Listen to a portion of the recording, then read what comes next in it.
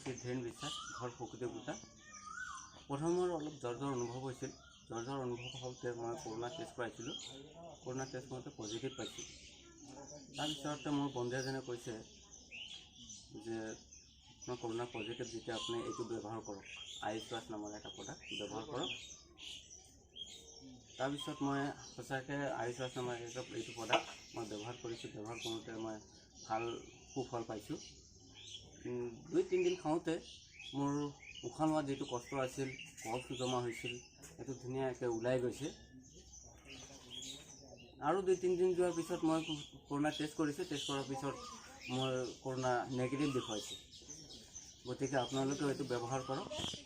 সুন্দৰ প্ৰডাক্ট হয়, আপোনালোকে ব্যৱহাৰ কৰক, আপোনালোকক সুফল পাব। ইয়াৰ লগতে আৰু বন্ধুজনে মোক আৰু কেইটামান প্ৰডাক্ট দিছিল। সেইটো হ'ল স্পিনাৰ গ'ল্ড। এইটোৰ বিষয়ে বৰ বিশেষ নাজানো, হ'লেও মোক এইখিনি খাব দিছিল। আৰু ইয়াৰ লগত আৰু কেইটামান দিছে, ডেইলি ডিটক্স আৰু লিভেগেইন। লিভেগেইন এইটো দিছে ডেইলি ডিটক্স। আৰু এটা দিছিল লিভেগেইন। এই তিনিটা আৰু লগত আৰু 3টা প্ৰডাক্ট ব্যৱহাৰ কৰিব দিছিল। মই সুন্দৰকৈ ব্যৱহাৰ কৰি আছোঁ। গতিকে আপোনালোকেও ব্যৱহাৰ কৰক, ভাল সুফল পাব বুলি মই আশা কৰিছোঁ।